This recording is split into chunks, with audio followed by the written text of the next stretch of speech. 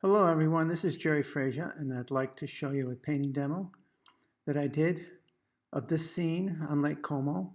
I deleted everything except when my brush actually struck the canvas, and so it's only 9 minutes, and the painting is 8 inches by 16. I break the process down into 5 distinct stages. The first stage is called composition. I use charcoal, and in this case I'm looking for movement primarily and gesture, and I want to answer the question with charcoal, should I go forward in oil? I decided I would, so I wiped the charcoal off, and then I begin in oil. So now I move into oil. This stage is called construction. Now everything I'm looking at is very far away, and as I said, it's a hazy day. So I didn't start on a white canvas. I tinted it a little darker than white, so that as I begin, I want to be close to the atmospheric quality or tonality that I'm looking at. I'm using a kind of a grayish blue color. And as I look for gesture again, and movement, and a little bit of line, my approach is to use my brush to kind of converse with nature. I'm looking for something that happens, a feeling, so that I feel that I will be drawn into the subject and feeling one with what I'm looking at.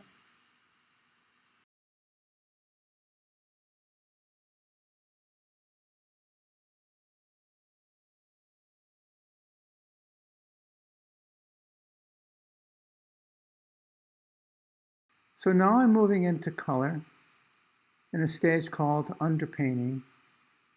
And I want to establish the atmospheric colors that I see, because atmosphere is just veils of color, one overlapping the other.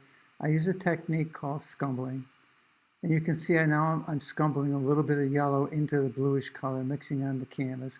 Both colors are present. Both colors are interacting, and it's very, very soft and very delicate, but it's very dynamic as well as I change colors subtly. The mountain here reflects into the lake, so I bring that bluish, warm bluish color down into the lake. As I move to the right, it's lighter, so I'll mix a blue that's a little lighter. Also probably with a touch of quinacridone, because it's very kind of purpley. I see some turquoise in the lake, so I add a touch of turquoise. But you see how I keep layers distinct. There's a veil over a veil over a veil. Very abstract.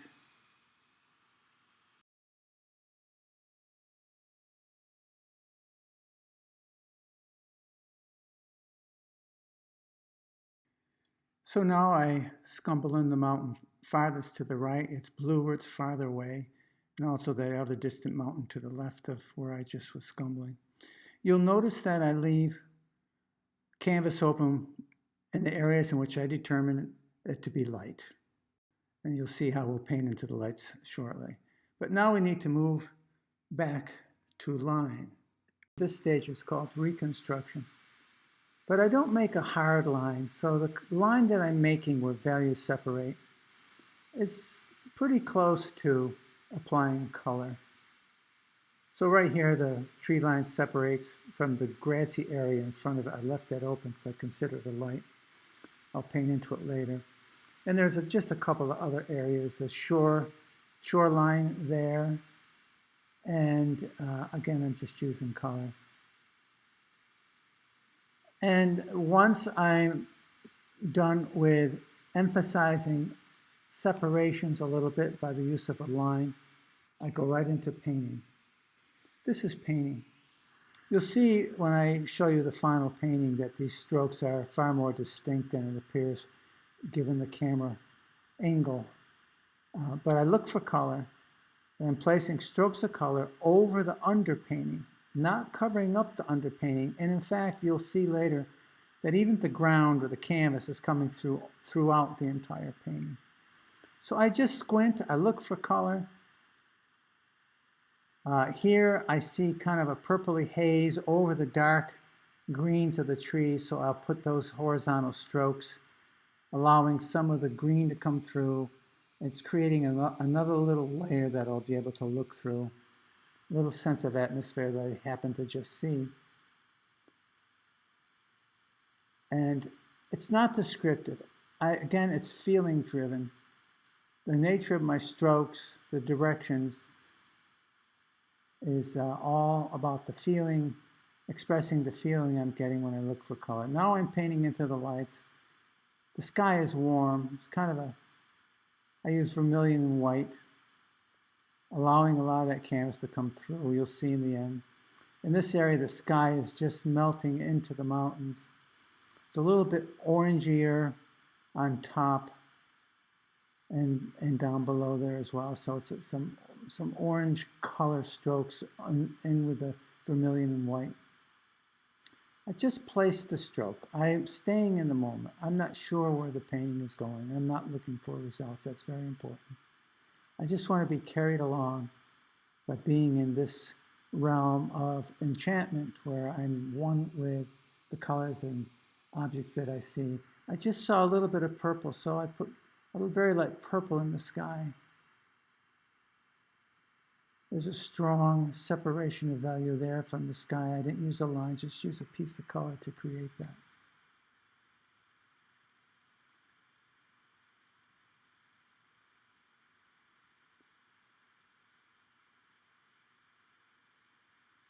Here is a very interesting light where the lake reflects the sky against the shoreline. So I need to put that nice textured impasto almost line of color, kind of a yellowy orange right there. And then it's the lightest part of the lake cuts down into the trees. I've just felt a piece of turquoise, so I worked that into the colors I've already put on.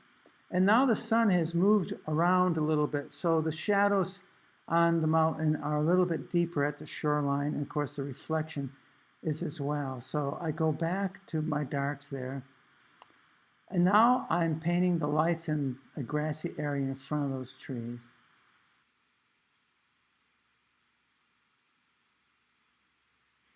As you can see, sometimes I mix on the palette, sometimes I mix on the canvas.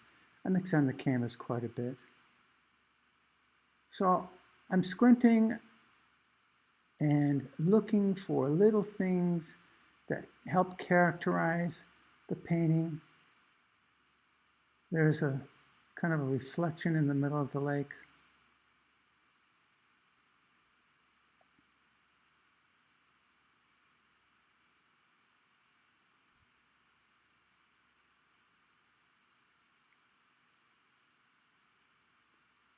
And I see that there are darks now getting a little stronger that I think will add something. Notice the nature of my strokes. It's just playing, not looking for results, just wanting to be one with the subject.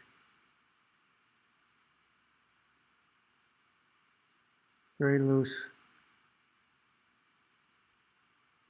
And emphasizing some of these darks in front. Again, it's kind of, at this point, strokes of color that characterize, establish the relationship between the darks, the middles, and the lights. Final touches. So now we'll take a look at the final painting. It'll look much different because we're looking at it straight on, and it's a high-resolution camera. Notice how distinct the strokes are. And also notice that no matter where you look, you see the original ground or canvas coming through, which then creates a sense of harmony and tonality or atmosphere for the painting. Hope you enjoyed this.